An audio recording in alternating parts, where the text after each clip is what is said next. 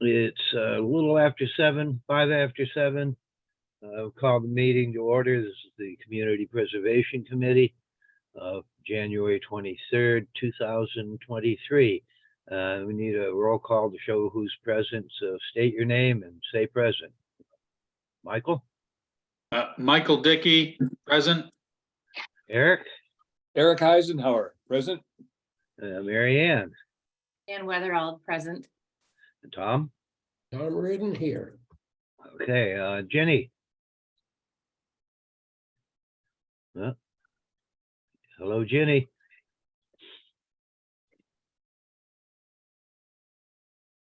Well, Jenny is muted at the moment. There she goes. I'm here. okay. Just go ahead. I'll listen. All right. The Sorry. agenda had, the first thing is election of a new chair. And I'm going to put that off until we have a full committee contingent. So anyone have any questions about that or? No? Okay, then we'll move on to the subject at hand. The agreement that was sent out by town council to me is not what we were looking for. What we need is a grant agreement. And that would be where the Affordable Housing Trust and us work out just what they can do with the money that we've given them through a town meeting. So tonight, that's what we'll be discussing.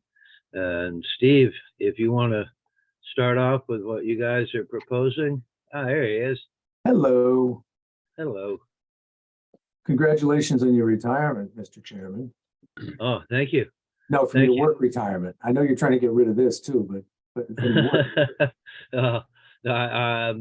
Yeah, I don't know if I quit work, but I'm just not getting paid anymore. I went over and signed up to do Meals on Wheels at the senior center. And yeah, you know, I'm not able to not do something.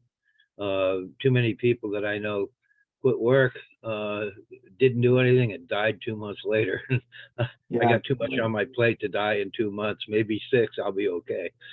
Well, so I actually have a question for CPC, and that is that we understand that your desire or need for a grant agreement, and we fully understand the basis for it. And by the way, as I pointed out in the past, we're happy to underwrite the cost of drafting one. We had an upset in our status of legal counsel. Our counsel was appointed to general counsel of Somerville, so we lost her in December.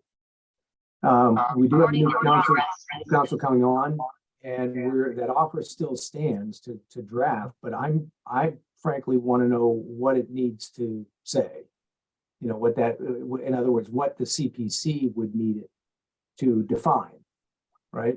From our standpoint, I would think that any monies that were given or granted to the Affordable Housing Trust would be used in alignment with the trust's stated mission, which, you know, I can read it to you verbatim, but basically it's creation, maintenance, and preservation of affordable housing units to keep us in compliance with 40B. Mm-hmm.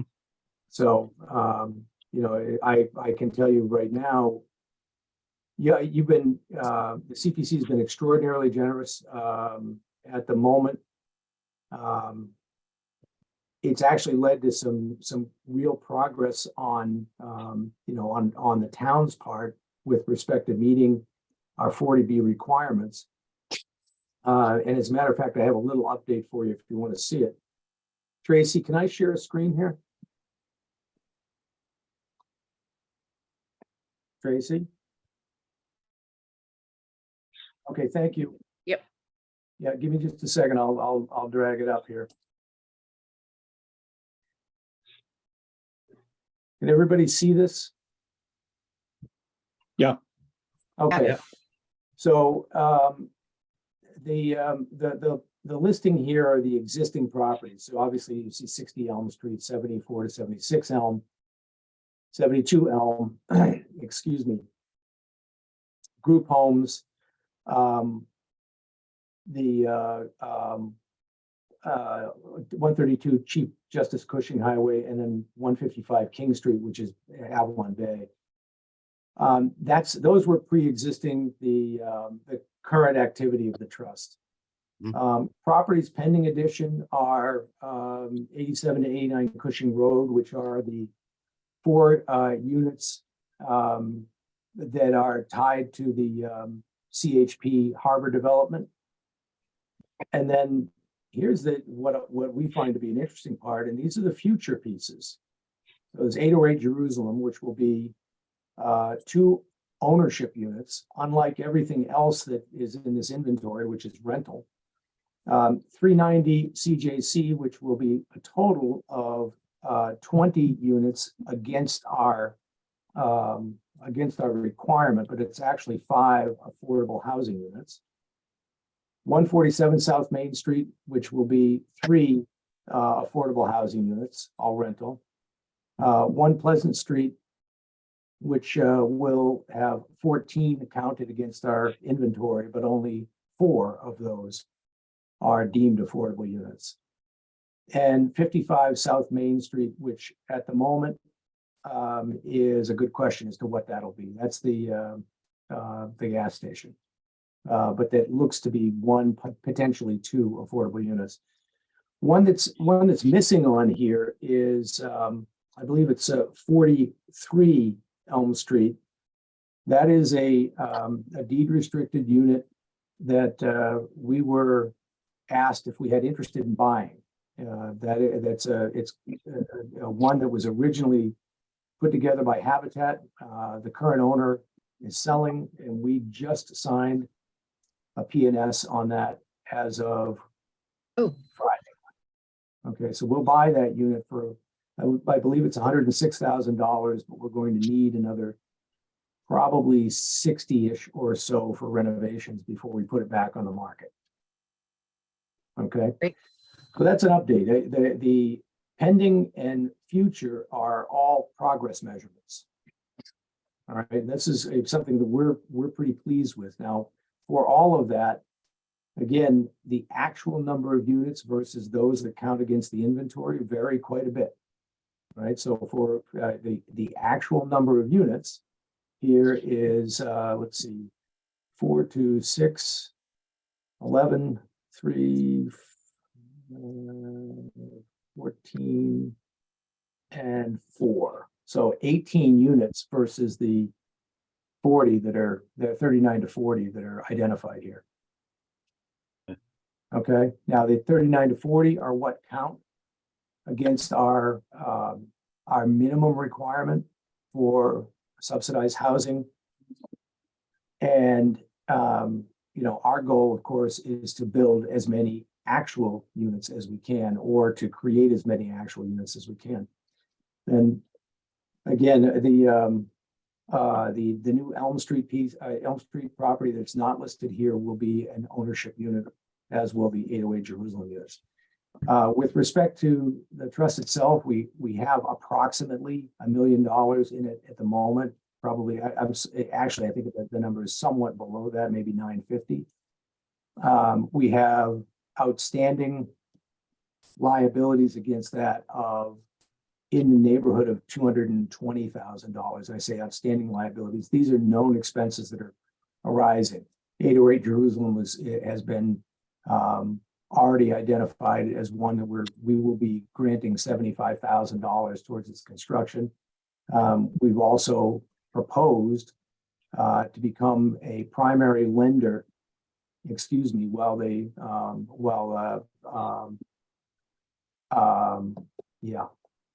while a developer raises funds.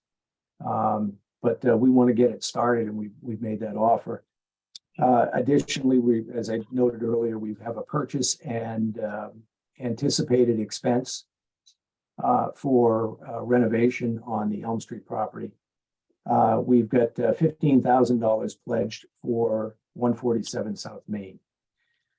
At the moment, outside of administrative expenses, which primarily are legal fees, that pretty much summarizes the call on the trust at the moment.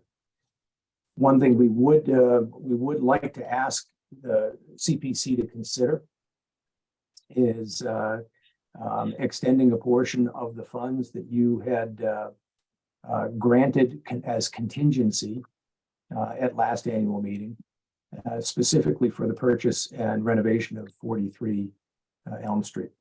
So that's my summary at the moment. I can stop here for questions. Michael, any questions? No, I'm good, thanks. Okay. Mary Ann, No, it's an impressive list though, particularly the future. Thank you Yeah. for sharing. Eric, No questions. I think it's a job well done. okay, and Tom. Thank you. I agree. Steve, I think this is a very helpful outline. So much of this has been talked about and it seems to ebb and flow, but this is very helpful. Well, thank you. I'd love to take credit for any of it, but the fact of the matter is that we have an extraordinarily functional board, and I contributed exactly nothing to this composition. Jenny, do you have any questions for Steve at this? Yeah, I do. I'm just so interested in this. I'd love to, I wonder if copies of this are available. Oh, yeah, if this they're is, kept this, private. I clipped this right off the website. So if you Okay, go good. to the town's website, Oh, okay. under the All right. government tab, all right, go to the Affordable Housing Trust, everything is there. I know our board at CHA would be interested. Can you tell me about 147 South Main, active construction? And I assume 1 Pleasant Street is that big building that's going back, going up right at the start of the street. Yeah, Is- one Pleasant Street is where the old flag store was. It's Yeah. right, right. And are those rental units? Those are to be rental units, and 4 of those are, Okay. I believe, under the Good. permit, are going to be deemed affordable. But under the 40B laws, if 4 of the units are affordable, then all 14 count against the SHI inventory. Frankly, Oh, it's a lot of. I frankly think it's a shell game. yeah, I Um, think but that's, the fact is, we don't have 14 affordable units that come Yeah. from that, but they Well, help it's- us meet our requirement.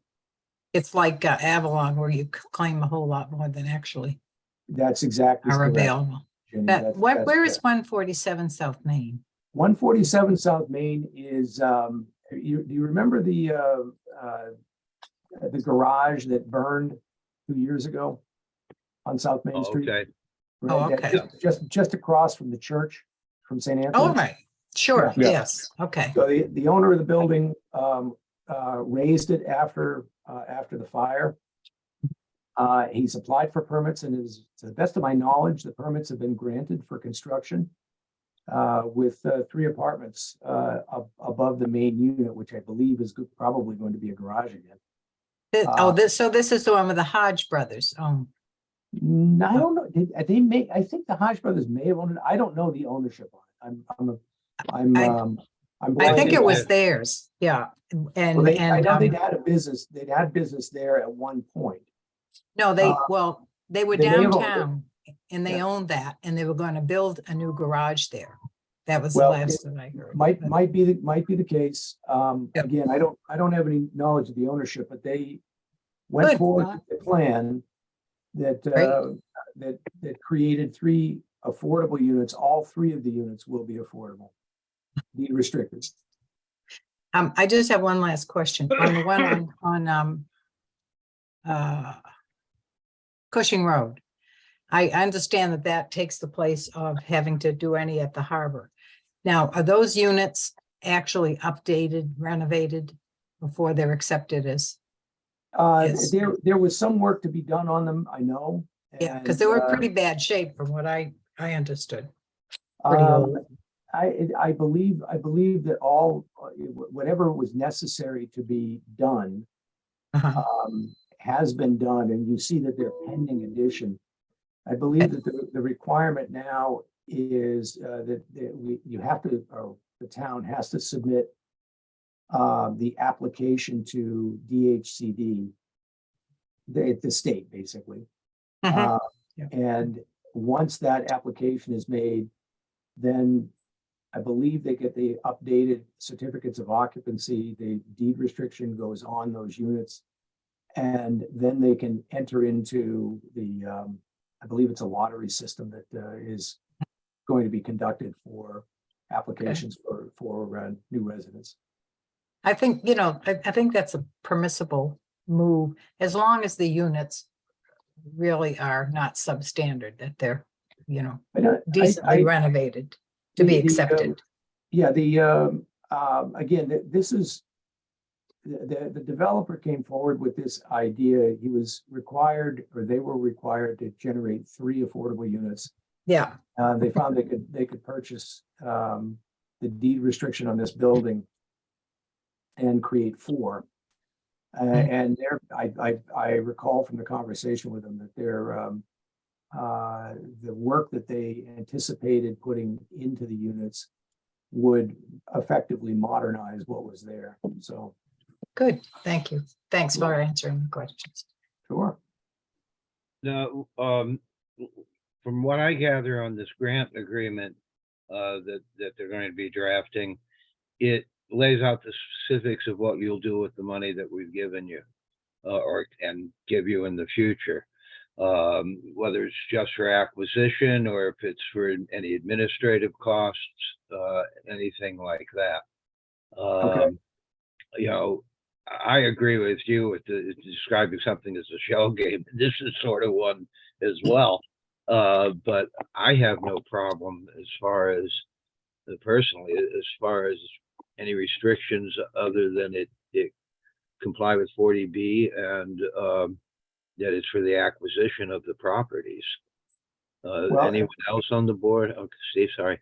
No, I'm gonna, if you don't mind, I'm gonna go here again, just because it's available to view, for everybody to view. I personally hate mission statements. But having said that, I think it applies here. Can you see the web page? If I take my glasses off, yes. Okay. Yes. Here's Heard the in the mission. opening act. Here's the mission statement highlighted. So what our job is, we see our mission is to create, preserve, and retain affordable housing in the town of Cohasset for the benefit of low and moderate income households through a variety of programs that balance fiduciary responsibility and preservation of community character. Now, that's about as general as you can get. But in its generality, it's also very directed. There's, I'm happy to put into writing the types of things that we will use funds to accomplish. But I can't say that everything that we put into writing encompasses everything that we might end up doing. Right. So here's an example. I noted earlier that Habitat for Humanity doesn't want to start construction on 808 until they've got 75% of the funds raised. They believe that it's approximately a $500,000 event. So they've got $75,000 of that committed from the trust. So that means it's $425,000. If it takes them a year and a half to get the funds committed, in all likelihood, we don't have new construction breaking ground there until 2025. Here's where the trust can be used, I think, rather creatively. We can become the first lender in this so that we can expedite the construction and lend at a very low cost so that they can get underway. Whether or not they want to do it, I have no idea. Okay. But using the capital of the trust in that way probably would be attractive to a private developer who could see the value of getting started rather rapidly. So there's an example of ways that we could apply funds that aren't directly tied to, say, buying a deed restriction, or are actually underwriting the entire cost of a property on our own.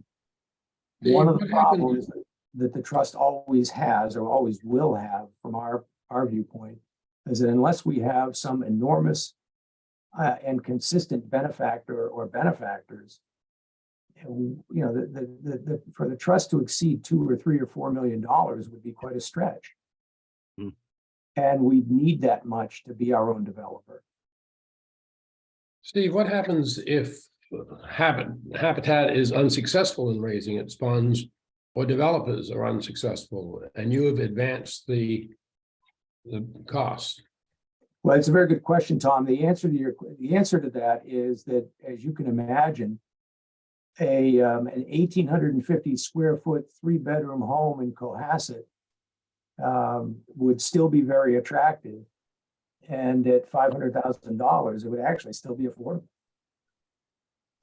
So that if in your question, if we as lender became mortgage holder of a property, now owner of real property, right, we would sell it.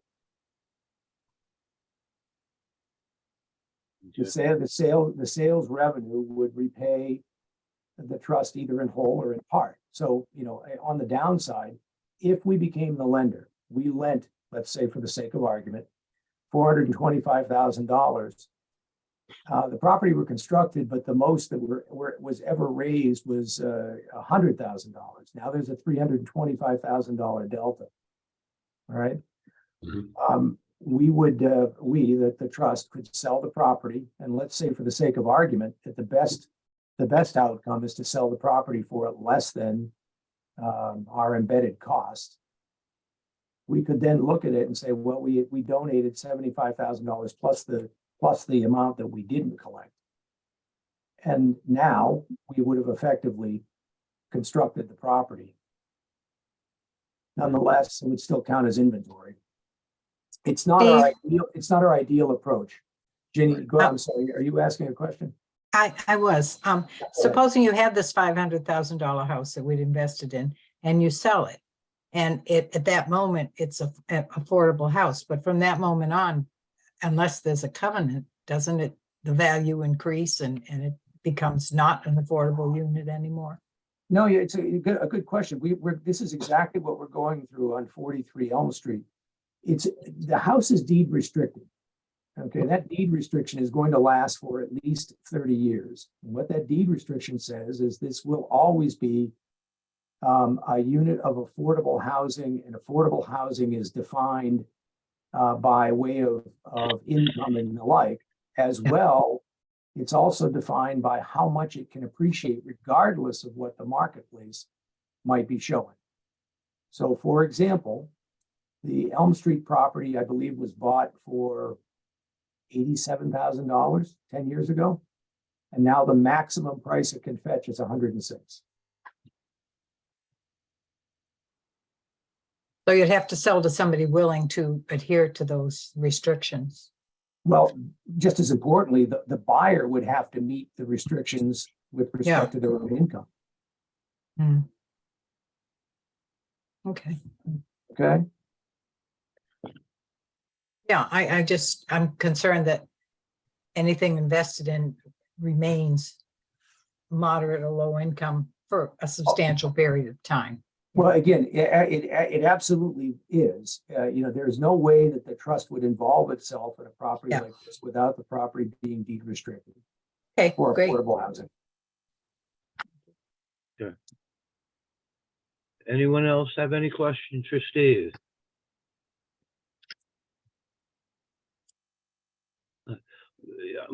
Probably the best thing, if this fits in with you, Steve, is we get together with town council.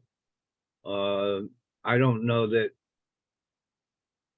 I'd like to make it as less restrictive as it can be. Because it's an important issue.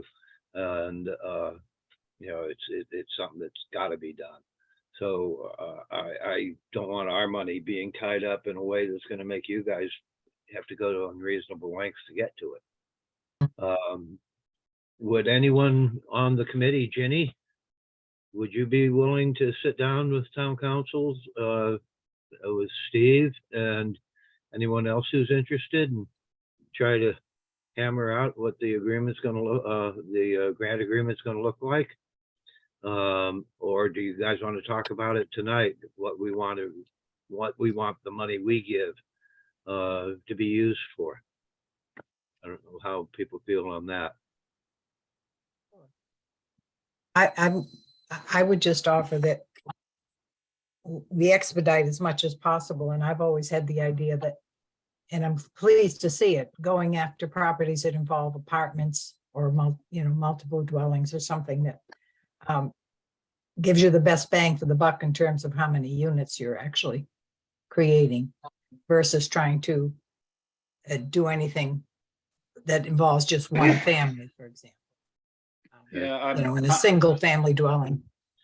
I was gonna say that, my inclination would be,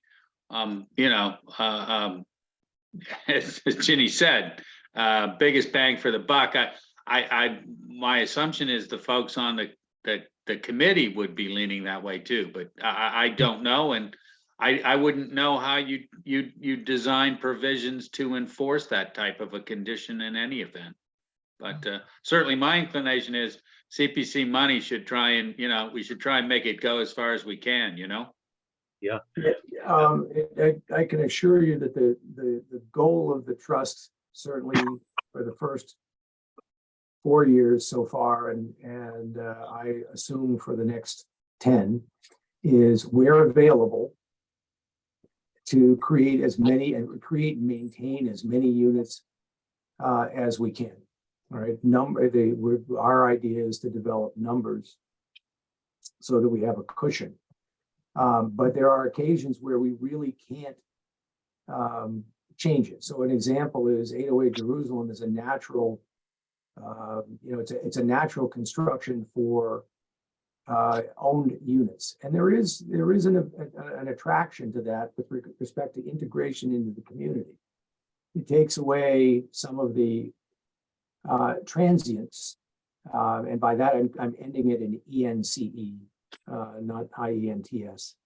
The transients that can come with rental, and ownership is a big stake in the ground for, frankly, for people who we want as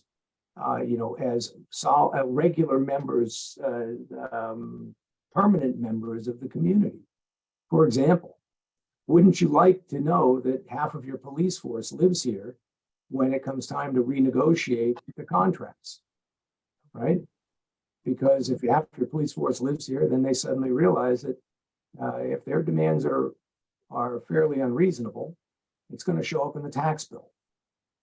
Everybody shares in it together. So there is a value, and I say this, Mike, and Ginny, to recognize that when we have an opportunity to create an ownership unit, I think we should recognize there's an additional value in that. In the meantime, it's in the town's best interest to, as you point out, Michael and Ginny, to maximize the number of units that we can create and maintain. I think, Russ, that keeping restrictions at a very broad level is wise. I think the more constrained they become, the more complicated grants become. So as we draft that agreement, I think it should be broad. I think the mission statement gives us a framework within which you could do it. So I don't think this ought to be a Herculean task to work out an agreement. One suggestion I will give to you is that and again, I don't know, I'll defer to the attorney in the room. Are there more than one? From town council? No, right now. Oh. No, but Mike, how about something like this with the grant agreement? That whatever the terms are in the original agreement, that the benefactor in this case has the ability to request amendment, with some notice period. In other words, if you don't like the direction that the use of your granted funds have taken, it may give you the option to ask for reconsideration over the terms of that grant. Yeah, no, Yeah. that might work. Obviously, it's a kind of a difficult balancing act, because I don't think the CPC should second guess the Affordable Housing Authority. They're not as close to it. Presumably, that there's no sense in the CPC kind of, acting as some kind of House of Lords or some kind of, oversight board. I'm in favor of, set it and forget it. But maybe just some statements of principles. I'm not sure. Not my area of expertise, to be Yeah, frank. yeah. Well,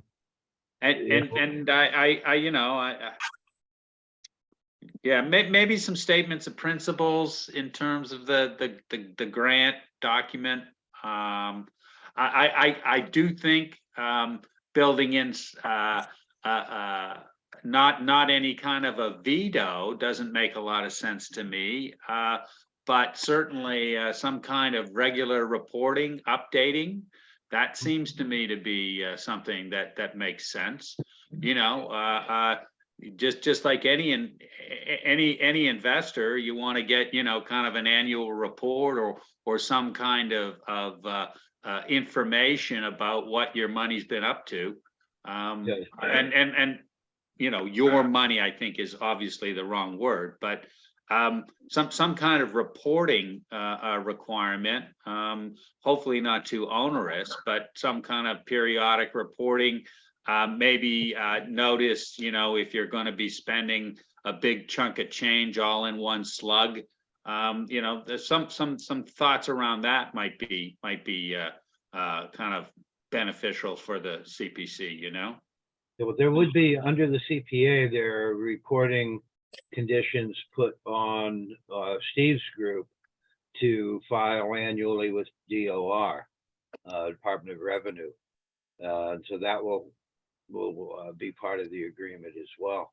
Okay, well, that maybe separate recording requirements to the CPC would just be duplicative. But what about kind of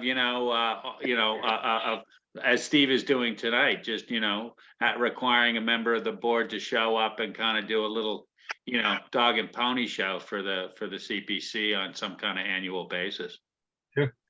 I agree with Michael, like an annual report probably would be the best, because you have such a variety of properties coming up, from rentals to homes, and they vary in construction to renovations, that we can assess your legal fees and how much building the property on the corner of Jerusalem will need.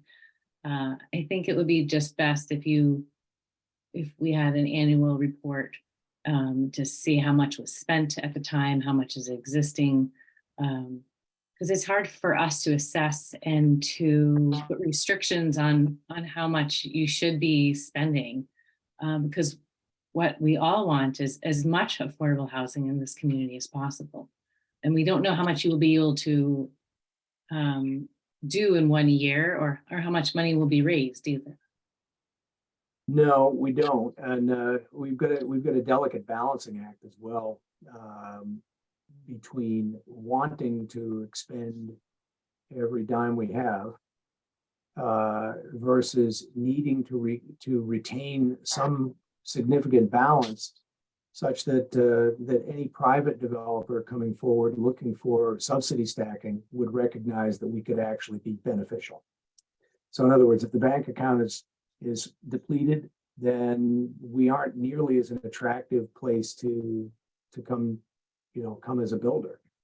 In order to make subsidized housing work, especially in a town like ours, a developer, a private developer is going to look for cost offsets wherever they can be applied. That might be in permitting, it might be in engineering, et cetera. And a trust can be very beneficial in helping that developer make the numbers work for construction of the project.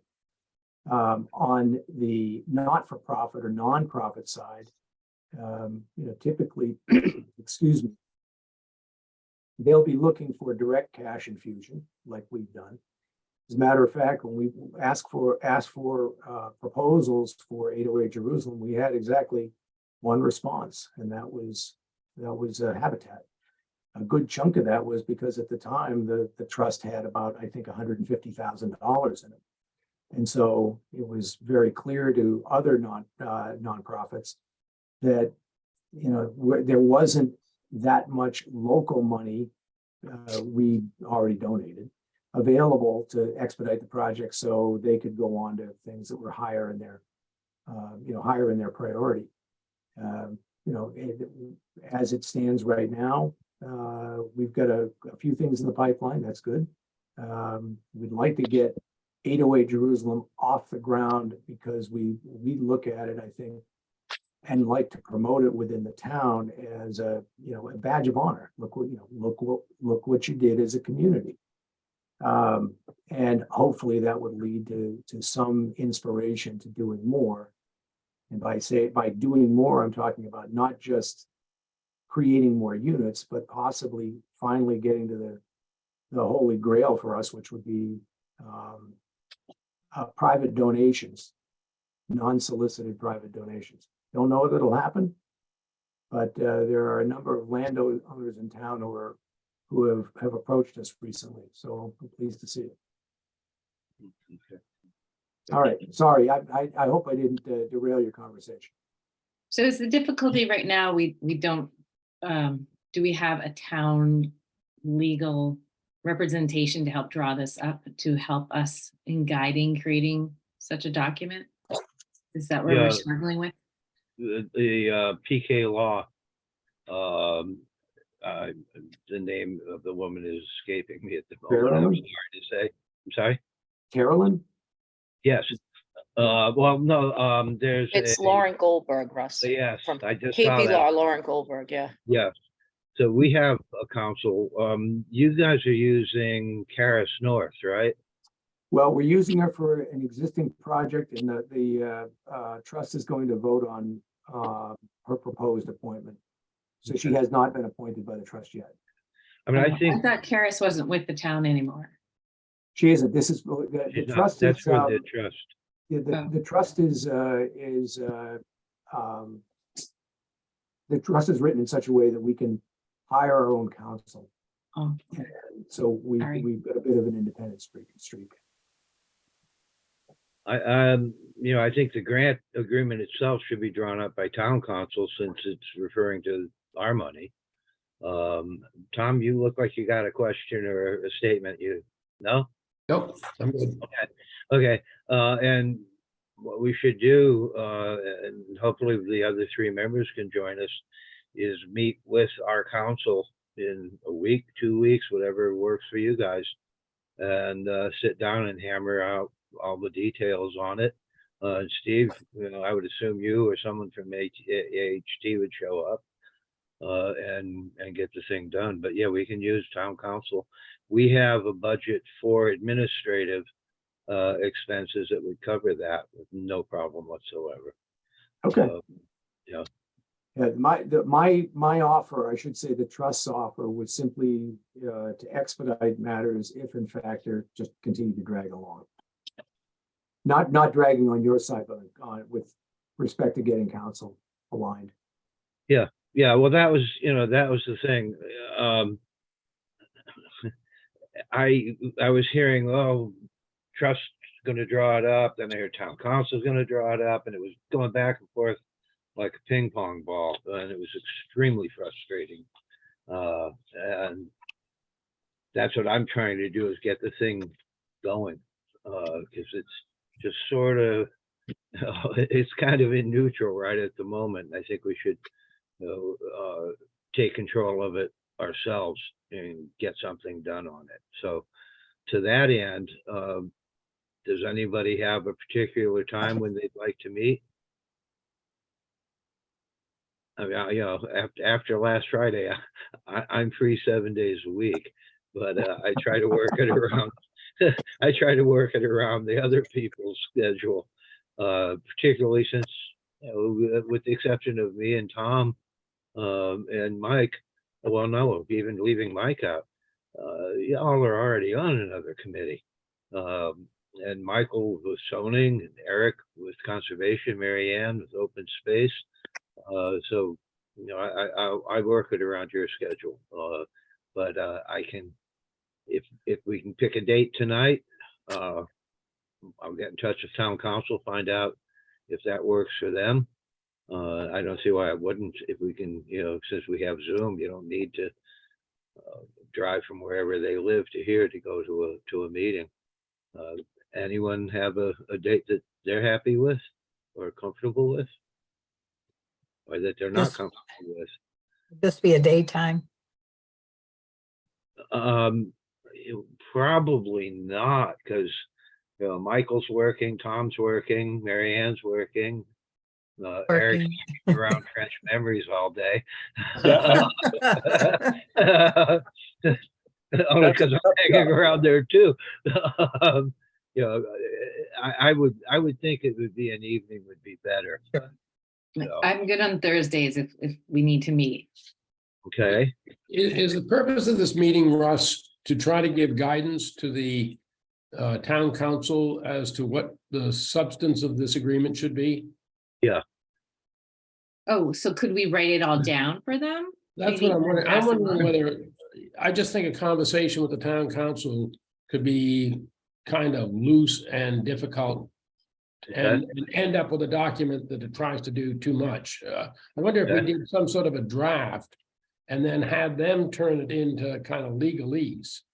Sure. Maybe we did it in combination with Steve so that Mhm. what we're recommending is not imposing inadvertent hardships or difficulties on the trust. Okay. And then we Good. come to the town council and say, we want an agreement that says this, put it in legalese. Okay. Do we know if the town council has been done this type of exercise before? And if not, if they could do a little kind of legwork prior to the meeting? It seems to me that, this is a wheel that's already been invented by some other town amongst the various other towns in Massachusetts. Yeah. And Right. as much as anything, I would hope if town council knows what he or she's doing, they should be able to kind of tell us, look, there's different approaches. Here are some, here's a way that one town has done it. Here are the pluses and minuses of this approach. Another town has approached it this way. There's some pluses and minuses here. Kind of give us a little context and, coach us up, if you will, so that Sure. we're kind of able to make more of an educated assessment about what's right for Cohasset's unique, circumstances and situation. Well, And if they don't have that background, then maybe we ask them to do a little research, Maybe we should do the research and get these documents from 2 or 3 other towns. And Well, we then can give al- them to the. we can council. also get input from Stuart Saganor at the CPC in Boston. Yeah, That's part of what we pay our dues for, and he works with a lot of them. I would imagine through him, we can get a lot of the agreements. It's a good idea. Uh, Yeah, that's no. good. No, no Mr. question. We Chair. have the resources. We should do some due diligence of our own too. Sure. Okay, when, Mr. Chairman, if I may, I'm embarrassed to say this, but I actually have another call I've got to make tonight. My life has been reduced to Zoom. So if you would simply let us know once you've done your due diligence, what you need from us with respect to this agreement. We're happy to engage it. Once we have what appears to work for both of us in a grant agreement. As I said, we will come back to the CPC requesting additional of the granted funds at annual town meeting last May. We'll ask for a portion of those specifically to assist with the purchase and renovation at 43 Elm. Okay. Okay. Yeah, I mean, town council tells me that they're well versed in the CPA. I've been trying for some time to find out who our council was. And I got a phone call finally, after about 5 or 6 months of pushing for it. That was all of 5 minutes long, because a person was in a hurry to get to the airport.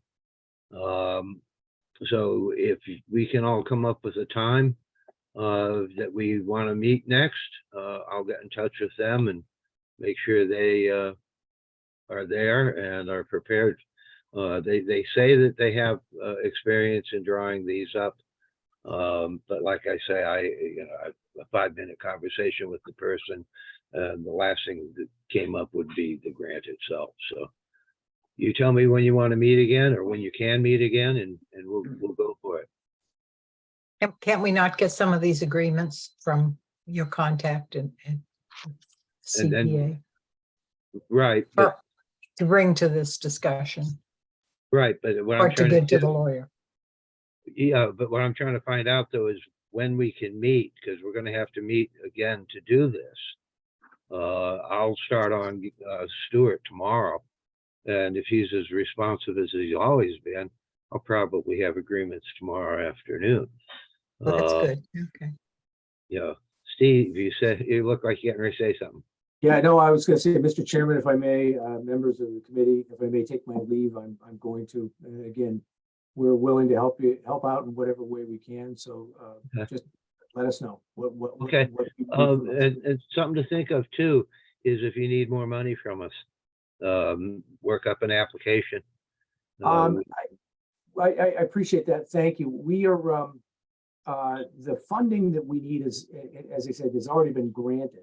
Or a portion of the funding we need has already been granted, contingent upon a request with something specific. But I'm reluctant to ask for that in a formal manner right now without this, in the midst of discussion about a grant agreement and Okay. what it would cover. Okay. I mean, frankly, it doesn't seem like I'd be acting like a fiduciary or as a fiduciary if I knew I were front running an agreement that would otherwise constrict us in the future, or not constrict us, but guide us in the future. Yep. So I'd rather have that nailed down. Right now, we've got the funding that we need to conduct our business. Okay, And we could backfill with these additional funds once the grant agreement were in place.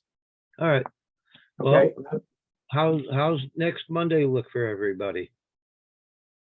Yeah, that'll work for me, Russ. Okay, Tom?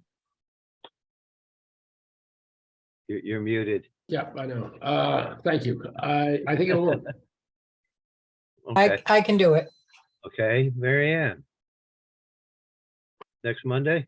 I'm just checking, just. Oh, to make okay. sure. Russ, do you need me for next Monday? I, No, it looks clear. Russ, I cannot make it. I You have a can't, okay. conflict Monday night. Okay, It's possible that'll be canceled, but if it's, yeah, well, yeah, we'll work under the assumption it won't be. If you have any questions or anything, if you want to make sure are addressed, if you can forward me an email or whatever, I'll Yep. see that they are. And Jenny works for you, Eric? That's Next fine. Monday night? Okay, It works. 7:30. Steve, have a Sure. good night. Thank you. Thank too. you, Are gonna Steve. need- Thanks, Steve. Thank Good you. information. Are you going to need me for next Monday, Russ? I don't think so. Thank you. Okay, super. Thanks again for yeah. your time. Okay, thank you. Thank you. Okay, night. so we'll, next Monday, 7:30, which works Looks for the good. commute. 7, You mean 7 o'clock? right, Okay. yeah, unless somebody. 7:30 is rather vague. Well, no, Okay. I just mean 7 or 7:30, depending on whether you're commuting here or you're gonna be hanging around town all day anyway. So 7 o'clock it is. Next Monday, we'll draw up an That's fine. agenda. I'll get in touch with the town council and we'll do it. You get any, Will that Oh, be on sorry. Zoom, Russ? More than I would like it to be hybrid.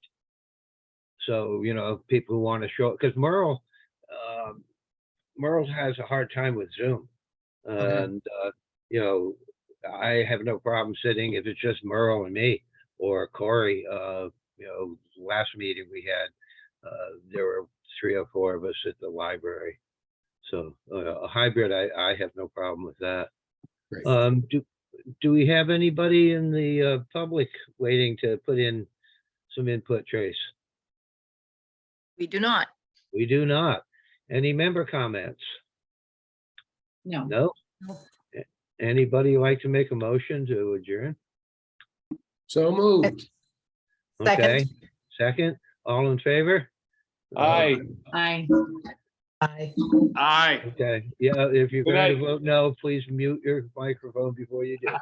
All right, thank Thank you you, very Russ. much. Thank you. Thank you. Good to see you. Tom, Right. you take a swim for me. I will do that. All right. Take care. Thanks, everybody. Yeah. Great, thanks, Bye. guys. Appreciate it.